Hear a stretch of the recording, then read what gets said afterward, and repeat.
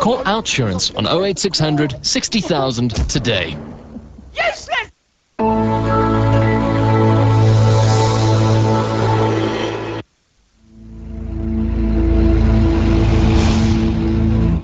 Nou is daar net een ou volkie, hier in Suid-Afrika, in die vasteland van Afrika, liewers, wat nie eie grond het nie. Die Tswanas het ons grond voorgegee, die Soetos het grond, hulle het Lesotho, die Xhosas het die Ciskei, die Transkei, die Swazis het Swaziland, nou nog onafhanklik.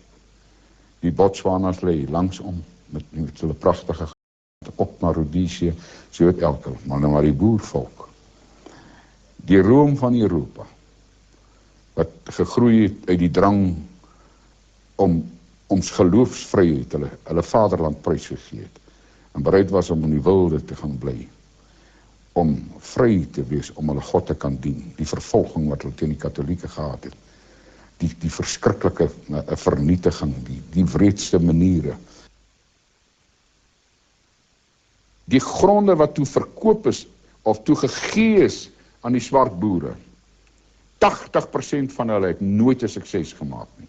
Dis die ander ding waarna jy moet gaan kyk. Gaan kyk daar hoe lyk daai boereplaas, hy's totaal, hy's verniet, hy's afgebreek.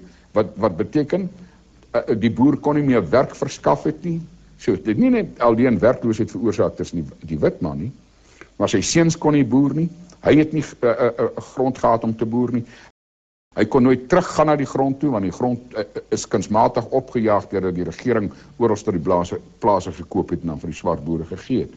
Almal kry, as gevolg hiervan, kry swaar en gaan nog baie, baie swaarder. Hierdie landbou gaan totaal in duie stort. Dis net God se genade oor hierdie pragtige reënsverjaar. Maar jy kan maar weer na die tuislande gaan kyk, hulle het nie eens geplant nie, man. Die 80% van die plase wat van die boer oorgegaan het na hierdie ander volkere, hulle nie eens geplant nie. Toe die kundige mense van die plase af verdryf is, dis die een ding. Toe die kundige mense uit die fabrieke en die nywerhede uitgedryf is, toe die kundige jong man met sy universiteitsgraad en jong dogter nie meer werk kon kry nie, net omdat hulle wit is. Die sogenaamde hervorming wat moet plaasvind, was nie hervorming om wat verkeerd is reg te maak nie. Dis net om 'n ommekeer te bring. Julle was verkeerd, nou is ons is nie reg nie, maar ons is in die meerderheid, maar hoe die duiwel kon hulle reg wees? Maar hulle kan nie die poste hanteer nie, hulle kan nie die verantwoordelikheid dra nie, daar is van hulle wat dit kan doen. Maar hulle het net eenvoudig oorgestap, en die witman het nie meer werk gekry nie, en die ander, en dan as 'n witman nogtans 'n goeie besigheid het, dan is hy gedwing dat hy met 'n onkundige swarte inneem as sy vol vernoot. Hier is die grootste bedrog op Gods aarde. Dis die vertrapping en die verkrachting van vrye ontwikkeling. Dit is die vernietiging van ekonomie. Swart volkere wat in hulle miljoene Suid-Afrika binnestroom. Nee, geen land. Geen land sal dit toelaat nie. Niemand doen dit nie. Daaroor is daar tog 'n immigrasiebeleid. Ek kan nie nou my goedjies pakke na Toulon, toe gaan in Frankryk waar my voorvaders vandaan kom nie. Hierdie ouens se voorvaders nie eens daarvan uit Suid-Afrika gekom nie, hulle kom uit die noorde uit. Daar was nog niks, daar was geen mens van hulle wat 'n spoor getrap het hier nie. En nou sakel hulle toe. En weer eens, die gebrek aan die vermoë van die swart volkere van Afrika om te regeer en te bestuur, te beheer en verantwoordelik te wees. Die hele Afrika het toch in duie gestort. Dit het, ons weet ons het net gepraat, wat het van die ryk Portugese kolonies geword? Angola en Mozambique. Wat het van die Frankische goed geword? Frans-Algerië. Wat het van die Duitsers in geword? Hulle is al weg. En het opgegaan in as. Nee, ons het geen verantwoordelikheid nie.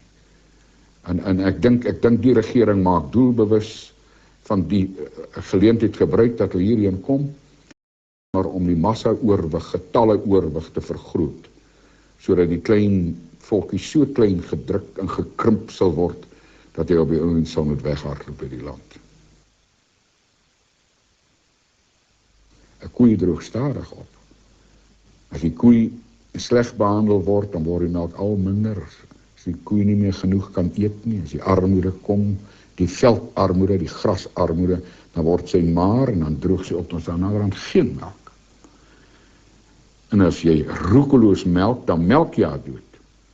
En dit is wat hierdie staat doen, hierdie regering doen. Hy melk die ekonomie dood, kan nie anderster nie. Liewe hemelmense, kyk na die voertuie wat hulle ry. Kyk na die salarisse wat hulle trek. En wat is die teenprestasie? Daar's geen prestasie wat kom nie. Die myne staan, die fabrieke staan, die nywerhede staan. Dit die grootste werkloosheid wat daar ooit was. Hulle kon nou, as hulle reg was, dan kon hulle, en hulle het dit gedoen,